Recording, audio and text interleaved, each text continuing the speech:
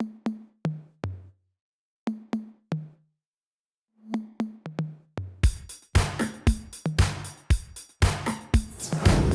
everybody, it's Luke with Figure Me Out. Today we've got the Diamond Select Toys Westworld Man in Black action figure. And taking a look at the packaging here, I didn't even know that these had come out, or that this was even a thing, to be honest.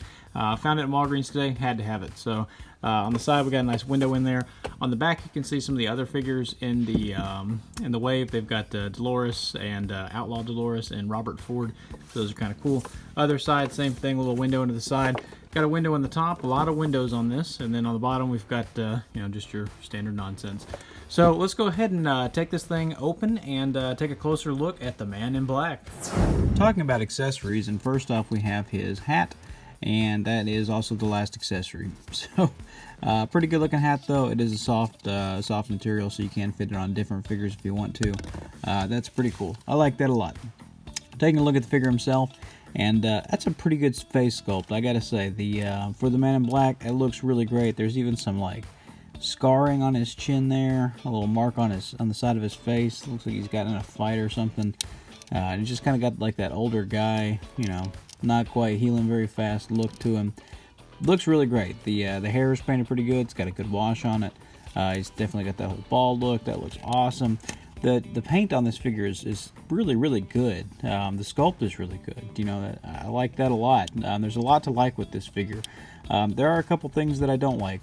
Specifically the fact that this gun is not removable. You can't get that out. It's not a real. It's molded in there. That drives me crazy. Just make it to where you can pull it out. He's got a trigger finger and no gun, so that's irritating. Also, knife sheath. Where's our knife? It's hollow on the inside. It's got a hole where a knife should be. No knife. So that drives me crazy. The coat, though, looks pretty good. It's a softer plastic. It is kind of molded around that gun. So that's kind of neat. I do like that it kind of gets out of the way of that. It would have been nice if we had like an alternate one to be able to conceal that. I don't know. That would have been good, but it is what it is. What can you do? Belt is painted really clean. All the paint's really clean. So, paint-wise, sculpt-wise, this thing's awesome. Even goes around to the back. It's even painted. There's a couple spots that were missed on the bullet belt there, where they gave a little extra silver. But overall, individual bullet tips painted. That's awesome. Hey, good effort, Just wish the accessories were there. Pants look pretty good. Those are, not too terrible. The boots are kind of cool. They've actually got a little bit of like a dirt or a mud on them, you can see. So they look like they're dirty. They look like dirty cowboy boots, which is what he's supposed to have on, which is awesome. Like, that's really cool. I wish they would have just rounded home plate there. They could have knocked this one out of the park. It's so close. Just a couple extra pieces of plastic. So let's go ahead and take them out of the light box here, and we'll go ahead and talk about some articulation. 3, 2, 1. One other thing I forgot to mention with accessories, he did come with a stand. I completely forgot about it. It's a basic stand, nothing written on it, except for some numbers on the back there. Other than that, one peg, it's fine. And he does have peg holes at the bottom, so you can put that on either foot.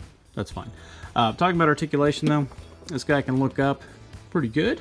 He can look down pretty good. You do get side to side, and it's like a double ball peg in there, so you get a pretty great amount of tilt, too. So you can really get a lot of attitude out of that head, which is awesome.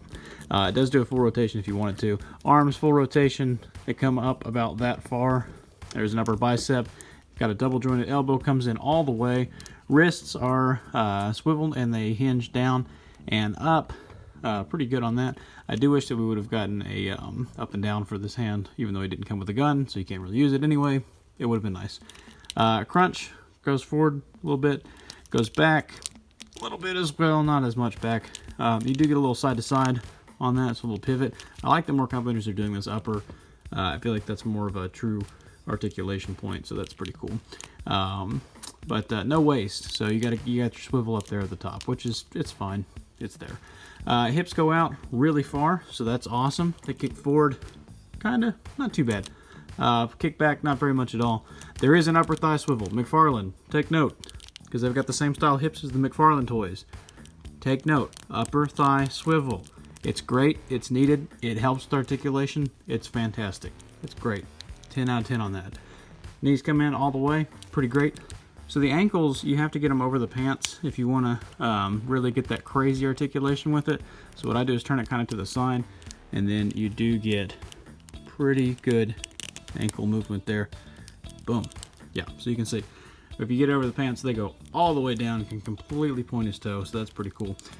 Same thing with the Ford. It is a little bit inhibited by the pants, so not really a workaround with the Ford on that though. But you do have a twist in the ankle there.